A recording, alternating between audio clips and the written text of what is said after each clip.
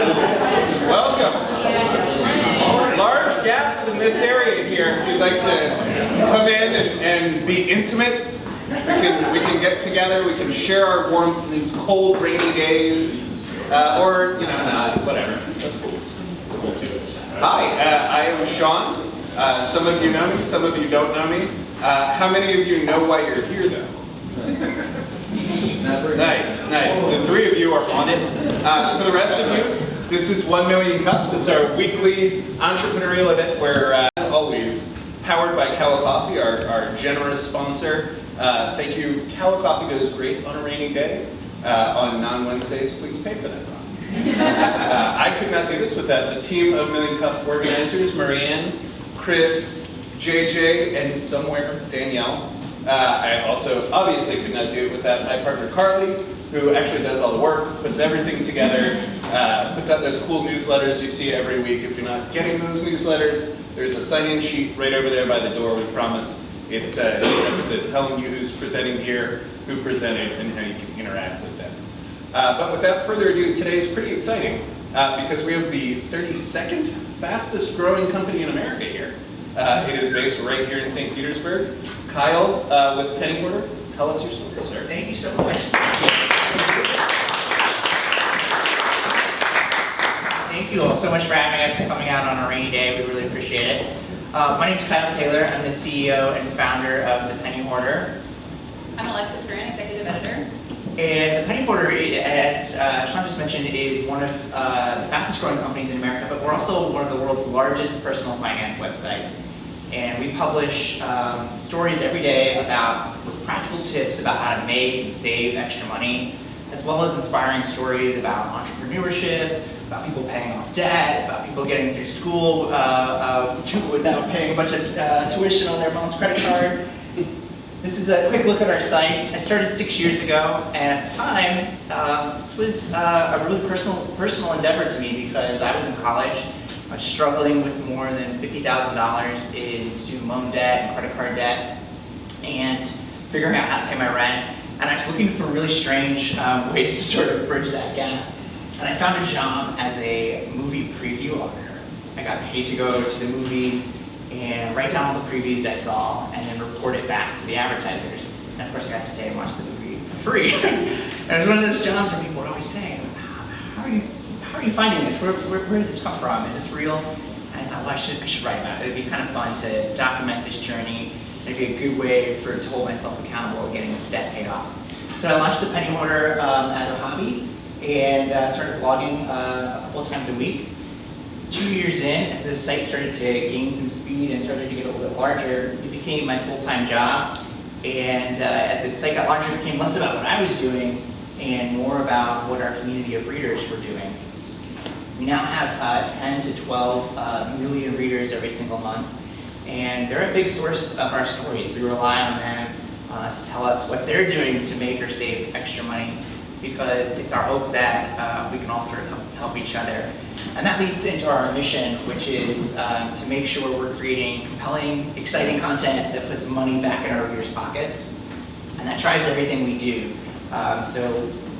While there are a lot of, we certainly care about page views and clicks, just like any other media company, we have a mission before we publish anything. We ask ourselves, will this help somebody? Will it put money in somebody's pocket? And if not, it doesn't get published. As Sean mentioned, we're very excited. We were just recognized by Inc., and we were also recognized as the fastest growing media company, private media company in the United States. It's been a fun couple of weeks for us.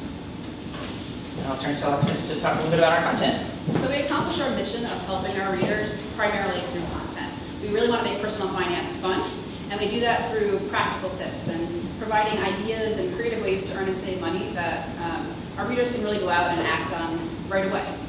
So this is a good example of one of our posts, ways to save money when you're shopping at Aldi. Anybody an Aldi fan? There are a few of them, right? So we have a lot of them in our readership. When we published this post, we got lots of shares. You can see this is the Facebook snippet, and it did really well for us. This is another good example of our content because it tells a personal story from a reader. So our readers love personal stories, and often that means featuring some of our readers and talking about what they do in their own lives that our other readers can benefit from and apply as well.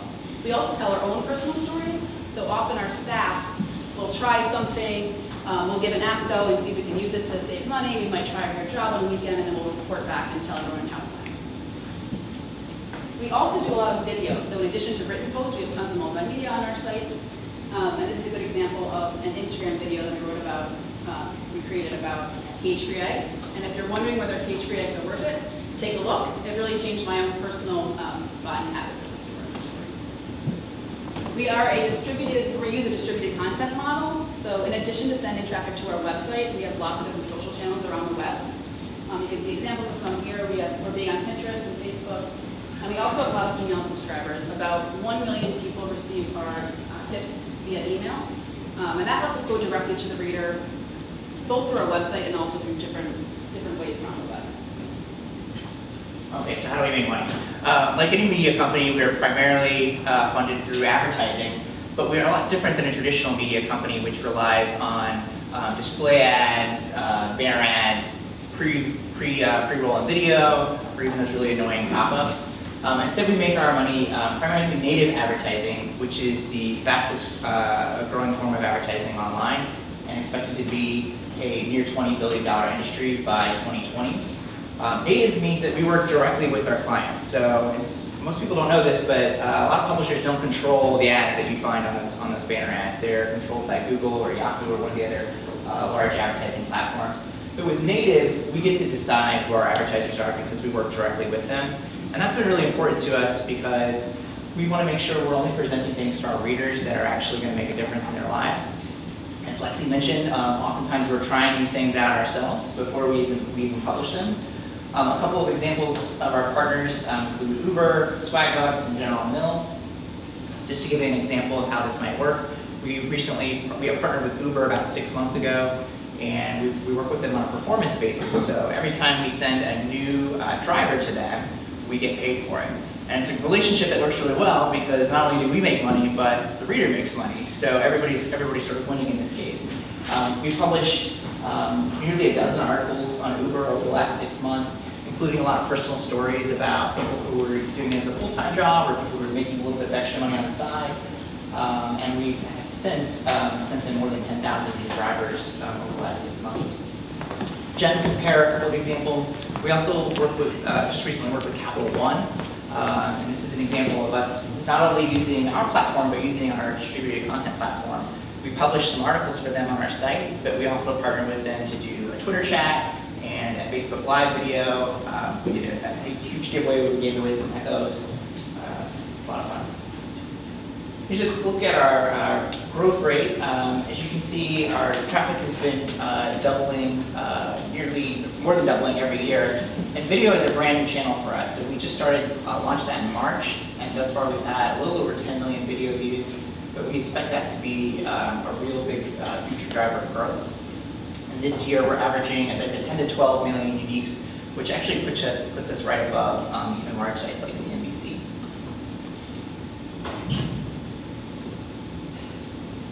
And I'll take some questions.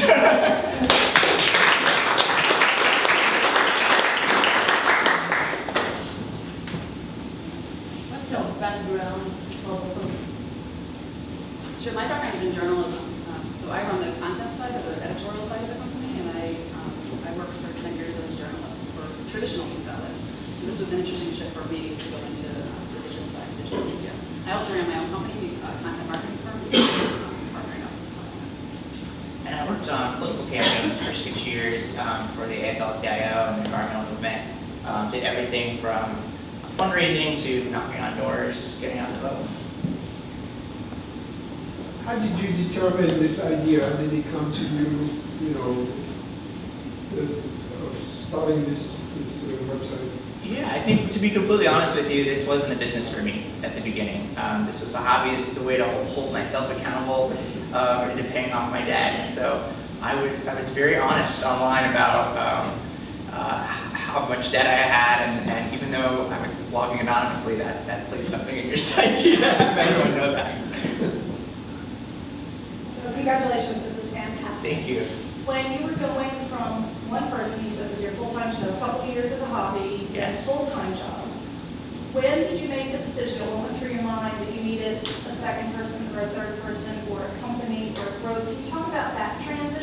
Yes. And then challenges associated with it. Yes. So after it became a full-time job, I ran it by myself for another 2 years without any freelancers.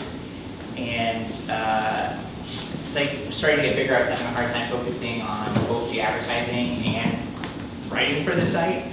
And so I started looking for freelance writers, and I had a really difficult time finding somebody because you want to match.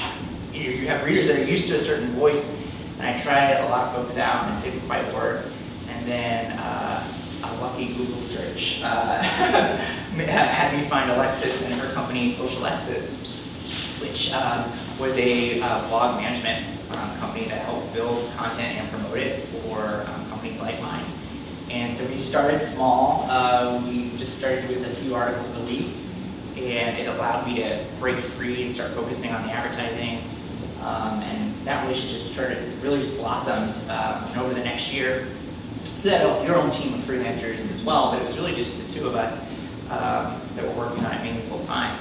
And that relationship lasted a year before we decided to open an office, and Alexis came on board full time. And that was a difficult decision for a lot of reasons because I came from a campaign lifestyle where I was working 20-hour days, and I built this as a full-time job as a way of having some freedom.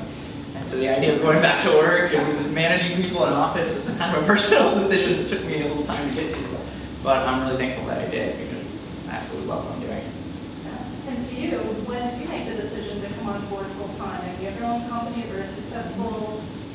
What did you see here that We were lucky in that, so Kyle was basically one of our clients. We had a number of clients, and he was one of our clients for a year, and so we got to work together really closely. And when he brought up the idea of possibly acquiring my company, I talked to some other people that had gone through similar transitions, and one thing they said was, be wary because you never know what you're getting into. And I said, well, we already had that covered because we've already worked together for a year. I knew I liked Kyle personally. I knew that we kind of aligned in terms of what our missions were and how we wanted to grow a company and what kind of culture we wanted to put in place for the employees. So it was, again, it was a decision that I really had to think about, but it was a good one because I love what I do and I still love my job every day. So did you buy your company, or do you have partnership in this company? Or yes? Acqui-hired, so. It's called an acqui-hire. It's kind of a startup term so Kyle's company purchased my company. But the main reason why they purchased the company was to get our people and our processes and the systems that we use to create the content. So that it was a pretty seamless transition when we came in. The people we brought in a number of folks who had worked on my team as full-time employees now for Taylor Media and Hoarder, and we already had systems in place for creating all the content, so we're able to more easily ramp up and just add people to it. So it's kind of a win-win on each side. Thank you. Sure. Are you profitable yet? We are. We've been profitable since the beginning and completely bootstrapped, which has been really nice to sort of pay our own future. How do you balance real and perceive the conflict of interest between accepting money from advertisers and then trying to at least have the perception of an unbiased opinion? If I write a crappy article about General Mills. Yeah, it's a really good question. It's one of the reasons that we have our editorial department screen our advertising. So it's a lot different. Normally those two departments are pretty siloed, but in this case, we have a review process. We often have, as I mentioned, folks try out the companies themselves. And then it comes down to disclosure. Our readers realize that we have to make money in order to keep providing tips and to keep the lights on. But we want to be really upfront and disclose that on every single article when we're being paid for it. And we only monetize a very small percentage of the content. A lot of the content we create is just flat out really helpful and useful for our readers and are fun and entertaining to read. And then we use just a small percentage of the content to actually monetize as through a content partnership. Great idea, by the way. Fantastic presentation. Just to kind of piggyback on the question up here. So content, native content, obviously marketing and sponsorship, it's very laser specific when it comes to the marketing. Tell us a little bit about what that channel looks like as far as you guys getting in front of those advertisers that are contributing to the revenue. Does it start first with somebody writing a content in regards to specific product and service, and then going after the marketing advertisers that are similar to that content, or do you bring somebody on board first and then write a content around that? Both ways. I'd say mainly the latter, though, in the sense that when we bring on a client, it's typically we haven't written about them in the past. And after it goes through an editorial review process, we write the content ourselves, so we don't allow advertisers to submit content to the site. We want it to stay in our voice. We want to make sure that it doesn't feel like, frankly, it doesn't feel like a piece of marketing or sales copy. We want it to still have a story to it. How are you able to portray that message, though? Because most of the advertisers or marketers are going to supply you with a specific content that they would like to see. So how are you able to go around that and sell on the idea and say, hey, by the way, let us be in charge of that content building? There's often a bit of back and forth on drafts, that's for sure. But it's usually the way we overcome that is by showcasing past performance and presenting case studies with what we've done with other clients. And we also, since we are disclosing on the post that it's in our voice and not in the advertiser's voice, that often gives them a little bit more freedom to not necessarily state all of their marketing points. In fact, we set them up at the very beginning to say, we may say negative things about you. We want to point out both the pros and cons, and you've got to be okay with that. In fact, we find that when we point out cons, conversion rate actually goes up. Because the reader gets to accept and trust with the reader.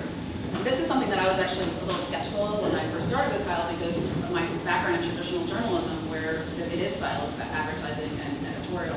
But the advertising team has done a great job because it really established expectations that editorial has freedom when deciding how we want to write about something and really giving a full picture. So as you said, pros and cons, so the reader does feel like they're getting the real deal from us. That's fantastic. Nice job on that. Thank you. Can you speak a little bit to your year one revenues and profitability? Sure. Compared to today's revenue profitability and then startup capital. How much did you need? Where did you get it? And what did you find worked for you? Well, I had 6 cents in my bank account when I started the site. And because of that, I couldn't afford the domain. I wrote at a Blogspot account for about 6 months. I didn't take any startup capital. I think year one was around $20,000 in revenue, and I pretty much put most of that back into the business. And what about today? Today, last year we did 7.7 million, and we believe we'll be close to 20 million this year revenue. Thank you. Thank you. How did you build the readership? How did you create interest over the site at the beginning? And what's your project for the future? What's your strategy for the future? Sure. Do you want to talk about their? Why don't you come back? Okay, so one at a time is the answer to that. One at a time.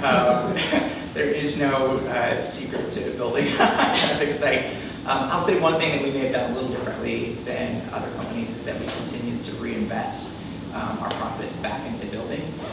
And we've done a lot of that on the marketing side. So this year we'll spend over $5 million in Facebook advertising, which is a way of just continuing to build our audience.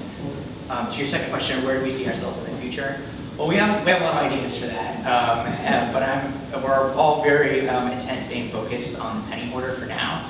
We think, we worked with Go Banking Rates and Consumer Track last year on a study that more than 50% of Americans have less than $1,000 in their bank account. And so we believe that the market size for this is pretty big. We think we could, based off of the growth trends from other similar companies, we could be at 50 to 60 million uniques in a couple of years. So we want to stay laser focused on this, but we're thinking about how this model could be replicated to other countries or even other niches in the future. I think that's a couple years out for us. Sean is trying to. Oh, sorry. So if somebody here didn't know you guys were based in St. Pete, they'd still probably have heard you, seen you on Facebook, and you guys are pretty omnipresent on there, at least on my timeline. Are the rules about Facebook's, for lack of a better word, clickbait, getting rid of clickbait, does that negatively impact you, and how do you get around that? 'Cause it seems like you guys are very good at that now. Yeah, well, we always say the difference between clickbait and a good story is that when you click it, you don't feel disappointed. So you still have a creative headline and something sort of juicy to get you hooked on it, but as long as you feel satisfied when you get there, we think of it a little differently. We haven't been affected by the Facebook algorithm changes you're speaking of. It just happened last month. But we're also not banking on Facebook as a be-and-all, strategy for us. Email is a big part of what we do. We have over 1 million email subscribers. We want to be able to control our own future because, as you all know, Facebook and Google can, at their whim, change anything and can kill your site. So I guess that was going to be my question. I guess as a Yeah. follow-up to that, with email and Facebook probably being two of your larger channels, and Google controlling spam filters and Facebook controlling the algorithm. Tell me, I'd like to know more about that relationship as you went from spending a couple $100 a week with Facebook to spending millions with Facebook. How does that conversation and relationship kind of evolve with the partner? Because now they're obviously balancing their media team with their newsfeed team and all that. Is there any good stories or insights or anything about that evolution through that process of spending more money and trying to go through that? Yeah, believe it or not, we're still small potatoes in Facebook advertising land. So it's probably less one-on-one interactions that you might think. We do finally have some account reps that we can speak to, and we've been told that in the future we may be eligible for new Facebook programs, but that's not something, for example, when they launched Facebook Live last year, they worked with some of the largest media publishers to launch it first, and they even paid them money to do that. We weren't large enough at the time for that, but we're hoping in the next year we might be eligible for other pilot programs. Just as a follow-up, what has been some of your more successful targets? Because it's so micro-targeted with that. Does that help you better identify who your true readership is? I know you said there's 50% under 1,000, under 1,000 bank account, but is there, does that help guide your editorial process when you find that, hey, we're getting more clicks from, men 25 to 29, and then you start tailoring? We certainly, our largest demographic is women 25 to 34, but when it comes to Facebook targeting, this might surprise you, but after wasting a lot of money, we don't do much of it, because we find that the smaller you make the field, the higher the CPCs are, and it doesn't make up for it in terms of a better click-through rate. So a lot of our ads are 18 to 65, male and female, no targeting at all. This is where the cheapest clicks are. All right, with your union background, are you still feeling the burn? I'm proud to say I'm on Team Clinton. So it sounds like from a personal point of view, the story for you in the beginning was being, you said, to have it online would keep you accountable. Now for your readers, is there any personalization, or is this in the future that somewhat like, exercising, being accountable and having a little smartwatch say, oh, great job, you did your 10,000 steps today, or whatever the heck it does. Is there something like that on your side that's extremely personal? Because most people want to keep their finances almost hidden from themselves even. So what does that mean? Well, right? First of all, great idea. I'll say that one of the challenges that we faced over the last couple of years is that most people don't want to talk about personal finance at all. It can be a bit of a laborious or a private topic, and so our model is to make really fun and entertaining content so that maybe there's something at the top of the story about Kim Kardashian, but by the end of it you've learned something about saving money, right? So you're combining the entertainment factor. I'll say we don't have anything like personalized like that on the site, but we need to do a better job of creating a personalized experience for every reader. I really believe curation is the future of digital media. There's almost too much content on the web, and so if we can create a really individual and unique experience for every person who's coming to our site, I think we'll be more successful. That's for sure a goal of ours.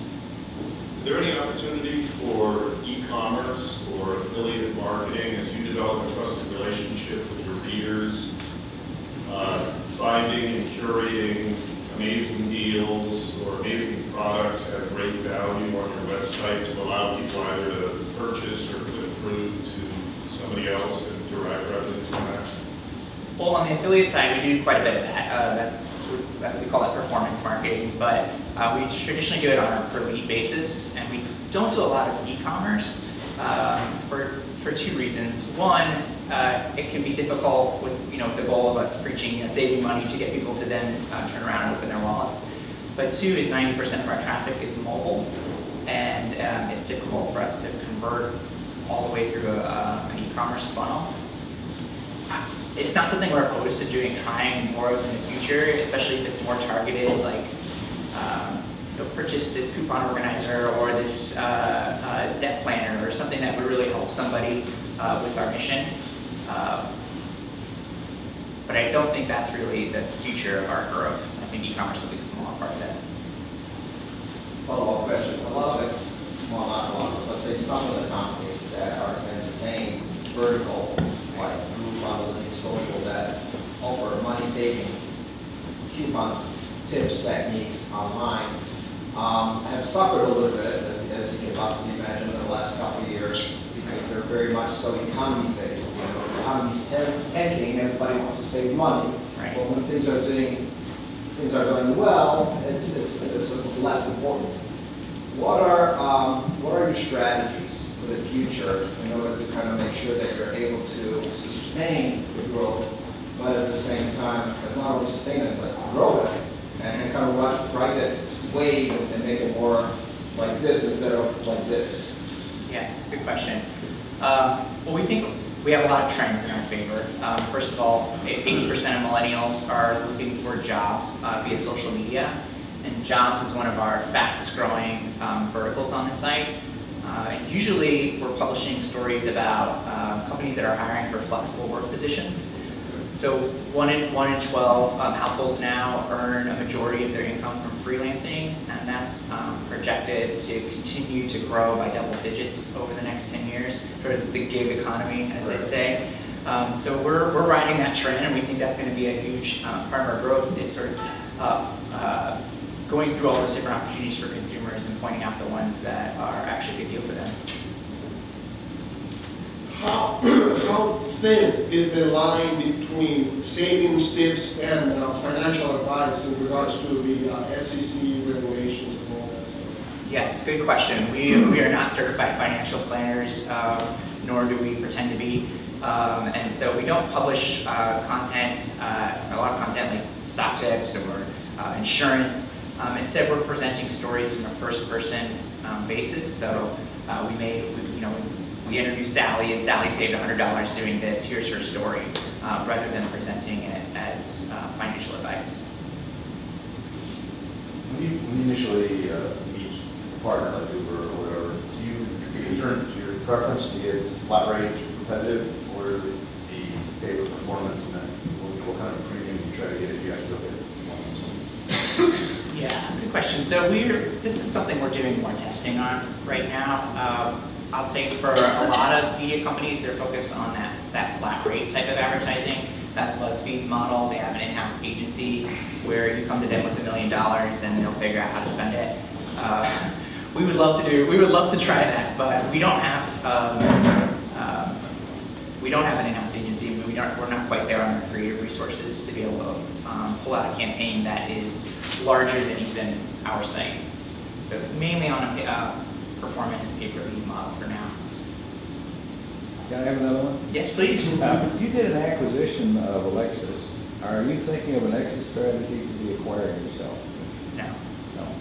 I get asked that a lot. I think about it a lot less than people might think. I think we're both having sort of the time of our life building this and figure it out later. So as one of the 32nd fastest growing company in America, what are the challenges you face? I mean, St. Pete is not New York, it's not San Francisco. What are the challenges you face growing so quickly here in St. Pete? Yes, good question. So, first of all, I think St. Pete is a great place to start a business, and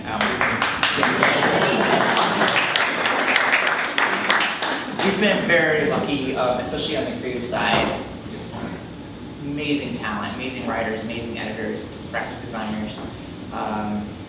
But we do face some recruiting challenges, and especially on the tech and product side. We would love more help with that, and that's something where we're doing a lot of recruiting around right now. A follow-up to that, this is amazing. Gina and I were actually talking about this the other day. What are the challenges of finding good talent, particularly in IT and emerging technology in St. Pete? Is it a matter of other areas? What are they saying? I don't want to move to St. Pete because. I hire people all the time, and that is one of the challenges, because often for the positions that we want to fill, even on some on the editorial side, a lot of people, they live in New York or some other big hub. So for example, we just hired a social media director. We had trouble finding that person locally. We tried to entice the person to move here. Eventually we agreed to have this new hire work in our office here 1 week a week, people on the domain to being in New York. So I'd say the more difficult pieces for us are finding really experienced talent who is willing to move here if we can't find it here, because younger folks are often willing to move here, and we've had a number of employees do that. But once you have a family and you're established in an area, you might have a house, it's harder to get people to move away from that. So it's not necessarily they don't want to move here, it's that they don't want to move away from where they are. And also a lot of people, when we are hiring these big cities, it's a lifestyle change to come to St. Pete from New York. So it's kind of selling, you have to kind of hit someone at a point in their life where they're ready to be in a little bit of a smaller community.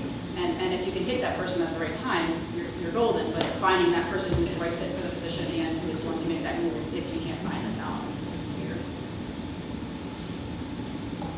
Following a little bit on that, is being so close to the Pointer Institute, has that helped you guys, or do you know about their? We do hire traditional journalists. We actually just hired a managing editor from the Tampa Bay Times, as well as our new director of photography came from a newspaper in Alabama. So we are hiring, especially on the editorial side, and as well a bit on the product side as well, from traditional media. So it's kind of, I'd say we get a lot of people from the blogging and digital space, but then we also get folks from the traditional media space. So that's bringing both of those sides together that I think helps us fill all the gaps. We're doing more of that too, sort of bringing in some traditional folks, because while we've been growing really fast, in a lot of ways we're still a very young company and we need help figuring out processes, and we need people that are smarter than us. So folks that have had a lot of experience in the traditional space have been really invaluable to us over the last few months. Piggyback on that a little bit. What are your thoughts on the Pointer Institute or Iron Yard, that type of an educational paradigm, as opposed to the traditional 4-year undergraduate degree or whatever? I'm curious. I love it. I'm a college dropout, and we always say that we don't really look at education that much when we get a resume. And I just hired an editor who was, self-taught. He's got a lot of experience editing, but he never. I went to journalism school, so I appreciate that as well. But there's plenty of people that we hired who are actually our senior editors didn't go to school for editing. She was a science person, so we love people who have non-traditional backgrounds. More props to someone who could learn it. It shows a person's really smart. So part of 1 Million Cups, I think, is to ask the community what to help you grow. Thank you for that opportunity. Before we get to that, were there any other questions? I'm curious to follow through how you started with the charging for the ads, and how do you knew what to charge and when to grow those amounts? Lots of mistakes. So when I first started, I didn't really have the ability to make direct relationships. I don't know anybody. So I used largely existing affiliate platforms that had lots of offers, and then those affiliate managers would take a cut of commissions, so they would maybe make 20% of every lead I'm sending them. Does that make sense? Well, how did you find the affiliate managers? Just Googling affiliate companies and going, I went to some affiliate conferences. Okay, so kind of like a train, hooking on somebody else's train, you made a little bit, and then you grew that and grew that and grew that. Did you do that first before you got into the pay per lead, or did you do it simultaneously? So we still have that model a little bit, but they're the same in the sense that we're being paid by the lead. It's just with the affiliate marketers, there's a middleman that's taking commission. Uber's a great example of that. Before that was a direct client. We worked with them through an intermediary called Impact Radius, and as the account grew larger, they started to notice us, and we were able to finally start talking direct. And your 20% relationship, was that for the life of the case or the life of the relationship? And then you eventually started developing your own on the outside? So we would give an affiliate company, yes, 20% until it became direct, and now we get 100% of the income. How long do you think that took you? It depends on how, that's all about volume. So once you start, I'm just throwing out a number here, but $10, $20, $30,000 a month in commissions with the client, we found that they're getting interested in talking direct with us. Okay, gotcha. All right, thank you. Sure. Sorry. One last question. No, please, I wasn't going to ask that. How do you guys compare with the daily skim? Oh, the daily skim, we love that segment. Yeah, we love the skim. In fact, we're kind of revamping our email strategy. We recently hired an employee to focus specifically on our newsletter, and she was looking at that as an example of, hey, maybe we want to do something like that. Maybe a daily newsletter would be of interest to our readers, so we love it. It's fun. So what's the difference between the editorial content? Are they just news, and you guys are more tips for savings, or? Yeah, there are more general news resource where we try to make sure that all of our content has some money-related angle. But it is similar in that we both have a fun, informal voice, and we make reading the news fun, and I think that's why the skim has done so well. I believe they're just one platform too, which is email, whereas we publish on more than a dozen platforms. Makes it a little different. I've got to be honest, you've got an amazing story, you really do, and I love the website, and I love your mission, and I love that you're in St. Pete, and it's fascinating to hear that you're going on 6 years and your growth rate, but until today's meeting, I had never heard of you. So what more can you do to create awareness and make people aware that you're out there? I mean, it's an incredible story, and until today, I've never heard of it. Thank you. Well, I'll say a couple things to that. One is that we recognize that not all of our readers are on Facebook, and so we need to do a better job of reaching readers outside of all social platforms. And so we're talking about doing even some more traditional marketing and traditional PR that may even be offline. We recently hired a director of communications, and we've been building out our PR department to help us with that mission. And then I'll say, for a long time, even just personally, I don't know many folks around town or many other CEOs or investors. We've had our heads down for the last year, and we're finally starting to emerge, and we've been starting to train other leaders. And so we're going to do a better job one-on-one of just of meeting other influencers. And a lot of people who run startups can relate to the fact that sometimes when you're a startup, it's hard to get attention. You have to convince people that you have 3 million fans on Facebook, and sometimes when they see those numbers, they get it. But we're still not one of the traditional old school media brands, and so we don't have that same brand visibility. But I think we're getting there.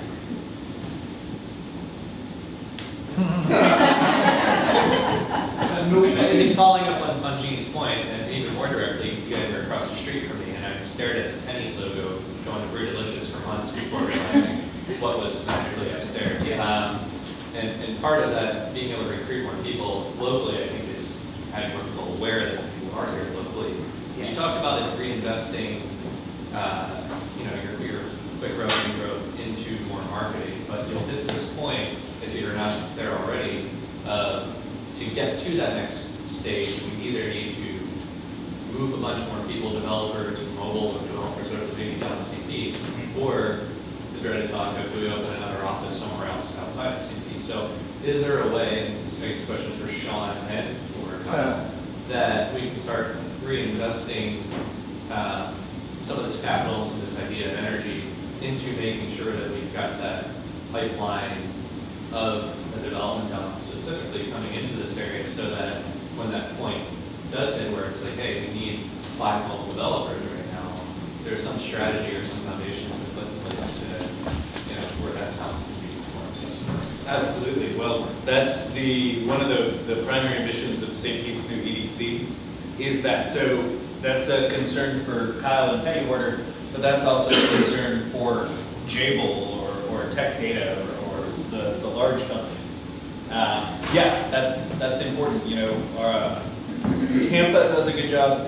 University or USF Tampa does a good job of producing highly skilled, very technical graduates. USF St. Pete is much more of a business/liberal arts school. So for those jobs, we have a great kind of pipeline naturally coming here. But for very technical programming jobs, development,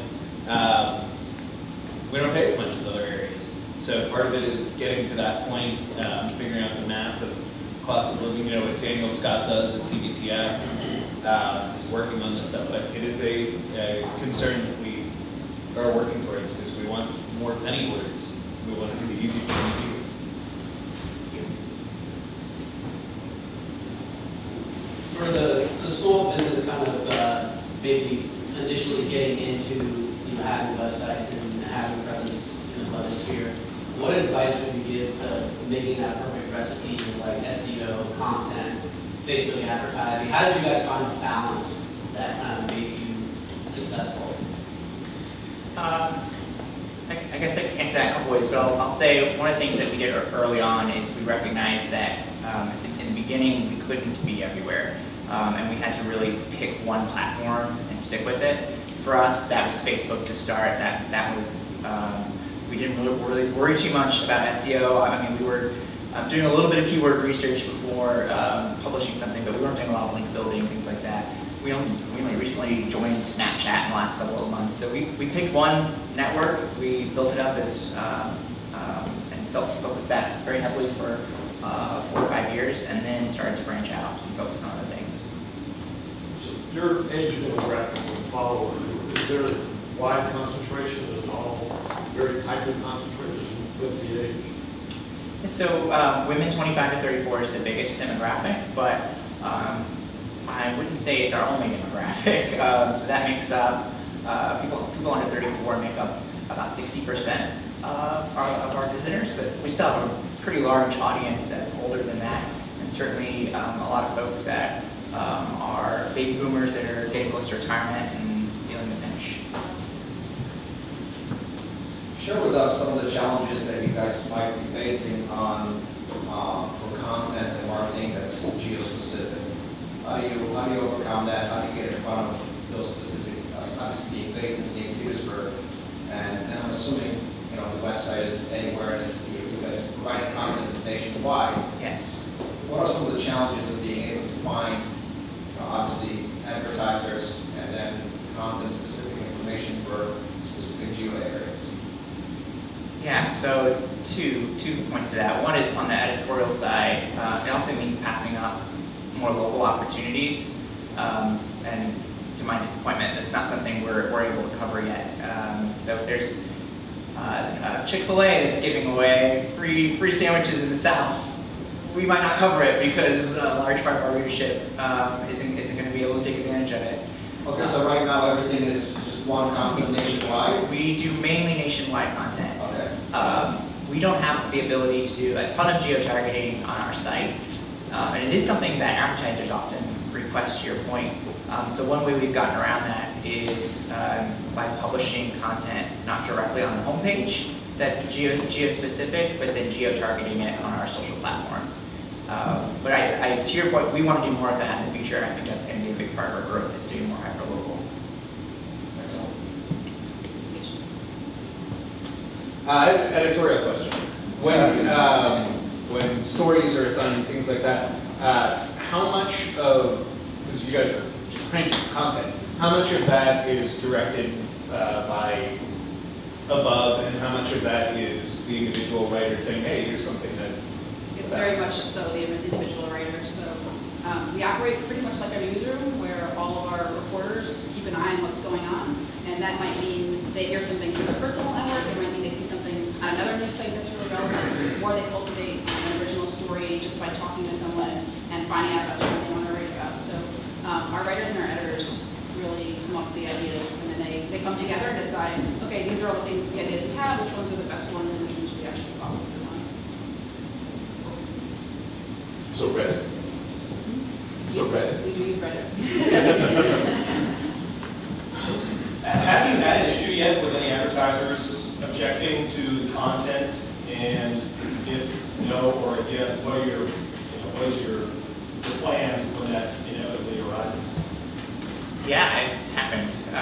We were working with a very large bank, nationwide bank, that was very, very picky on the content and had a number of legal requirements, and just couldn't find a happy medium or a voice, and so unfortunately we didn't publish the content. Well, even unrelated, if I'm, say, Uber, obviously I've got my advertising package, you guys can do anything to that.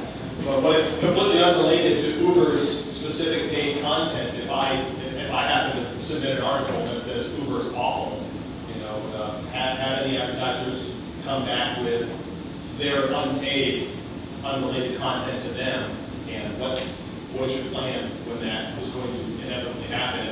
If I write some scathing article that you publish about General Mills, use of mutant GMOs that are causing kids to be born with a third eyeball, which I consider insanity. Have you had that happen yet? And when it inevitably does happen, what's your plan to Yes, it has happened, and it's about setting up expectations from the beginning that even though there is maybe a finer line with native advertising, that's our line, and when you're not paying for the content, you don't need to have a say-so in the voice. So we set that expectation up from the beginning that not everything we write is going to be positive, and we use the example of, if you were buying a half-page ad in Wall Street Journal, there may be a front-page story about a lawsuit in your company. So that's the line we just make clear at the beginning. So how can we as a community help the Penny Hoarder Club? Thank you. We love help. I think one of our largest challenges right now is recruiting. We have a number of positions we need to fill. Do you want to talk about what there? We talked a little bit about the tech positions. We're always looking for developers. We have an opening, or several openings now for a full stack engineer. We are also hiring the advertising. We have some advertising positions available. We do. We need a advertising coordinator right now. So this is somebody who knows Salesforce really well, maybe even knows the platform has offers, which we use for ad tracking, and that's very detail and number oriented to input all of these campaigns as they come on board.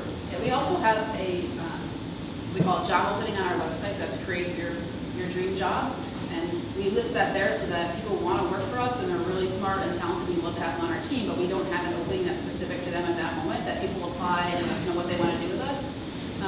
And so I recommend if anyone who's really smart is looking for a fun position to check that out too, because often we have positions in the back of our head that we want to hire for that we haven't yet listed for, or that we don't even know we need, and we hear from somebody else and we're like, oh, this would fit perfectly.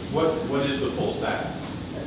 So we need a couple of different developers right now. We need a couple of junior developers that know WordPress really well. It's a lot of theme work, so CSS, some JavaScript. So it's a WordPress-based site? Yep, exactly. But we're also looking for sort of what we'll call full stack engineer, somebody who can knows PHP database. PHP and Angular, JavaScript, somebody who really knows it all, because we have a couple of parts of the site that are a little bit different than the blog.